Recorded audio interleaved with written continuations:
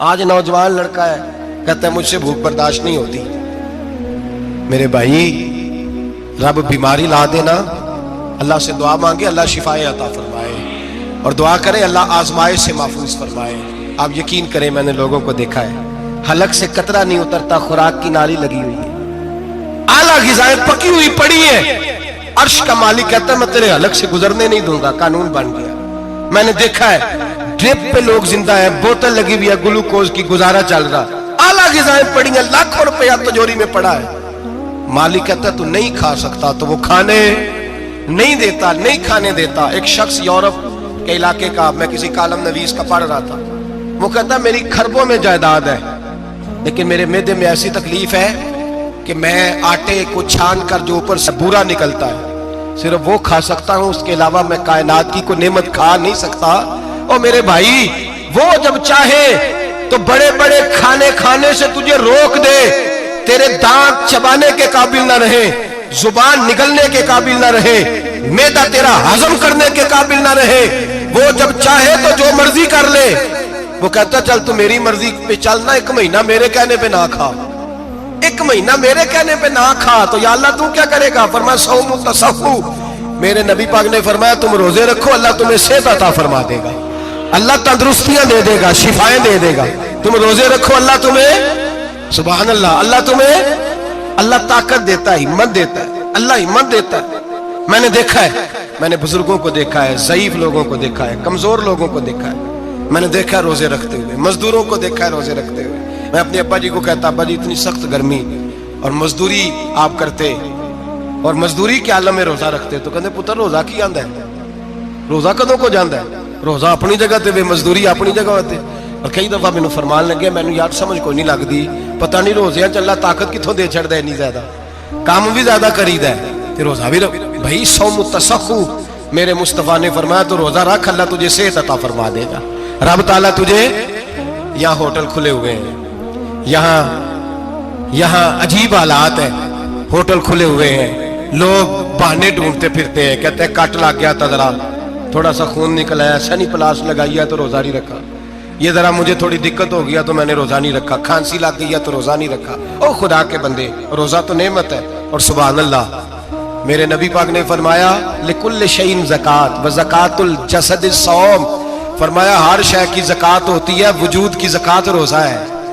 روزے رکھو جسم کی زکات نکل جائے گی. فاقہ کرنا بھی میرے نبی پاک کی سنت ہے, مسواک کرنا بھی سنت ہے, اور فاقہ کرنا بھی. مسواک والی سنت زیادہ اپناتے ہیں لوگ, فاقہ کرنا بھی نبی پاک کی سنت ہے. ایک صاحب مجھے کہنے لگے جناب بیٹھ کے کھانا حضور کی سنت ہے. میں نے کہا کبھی کبھی نہ کھانا بھی نبی پاک کی سنت ہے, نہ کھانا بھی حضور کی سنت ہے. اور ہمارے فقہاء نے لکھا ہے جو روٹی زیادہ کھاتا ہے اس میں دو باتیں پیدا ہو جاتی ہیں. کیا کیا؟ ایک بولتا زیادہ ہے, دوسرا سوتا زیادہ ہے, غافل ہو جاتا ہے.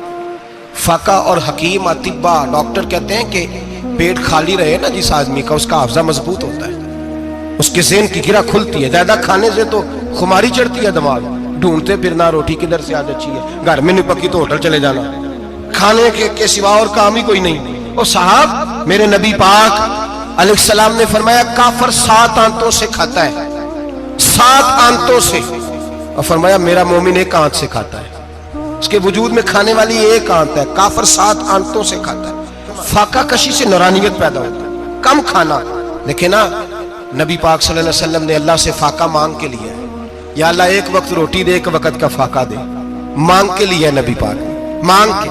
حضرت ابو ہریرہ رضی اللہ تعالیٰ عنہ فرماتے ہیں بھوک زیادہ لگتی تھی نا جب مجھے, تو میں حضرت عمر سے, ابو بکر سے, عثمان, مولا علی سے کوئی مسئلہ پوچھ لیتا تھا, اور جب میں مسئلہ پوچھتا تھا تو وہ مجھے روٹی کھلا دیتے تھے. جب میں ان سے مسئلہ پوچھتا تو وہ مجھے, حضرت ابو ہریرہ فرماتے ہیں مجھے بھوک لگی, میں حضرت عمر کے پاس گیا, ان سے مسئلہ پوچھا. ان کا رواج تھا جب میں مسئلہ پوچھتا تو پہلے روٹی کھلاتے. ہمارے بزرگ یہ فرماتے ہیں کہ کھانے کھلا کے دین پڑھاؤ, صرف تمہارا کتب خانہ نہیں کھلا ہونا چاہیے, تمہارا دسترخوان بھی کھلا ہونا چاہیے. کسی نے نبی پاک صلی اللہ علیہ وسلم سے پوچھا تھا بہترین مسلمان کون ہے؟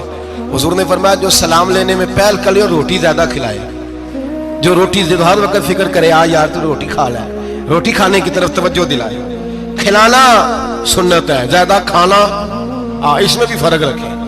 تو نبی پاک صلی اللہ علیہ وسلم کے صحابی حضرت ابو ہریرہ رضی اللہ تعالیٰ عنہ فرماتے ہیں میں نے حضرت عمر سے مسئلہ پوچھا، میں نے کہا حضور مسئلہ بتائیں، تو کہتے پہلے ان کی عادت تھی جب میں مسئلہ پوچھتا تو روٹی بھی کھلاتے، آج انہوں نے مسئلہ ہی بتایا ہے، روٹی کوئی نہیں کھلائی۔ تو مجھے کہنے لگے ابو ہریرہ تو سوچتا ہوگا روٹی نہیں اس نے پوچھی، تو نے کب سے کھانا نہیں کھایا؟ میں نے کہا صبح سے۔ تو جناب عمر کہنے لگے میں نے کل صبح سے نہیں کھایا، چل ابو بکر صدیق کے گھر مسئلہ پوچھتے ہیں۔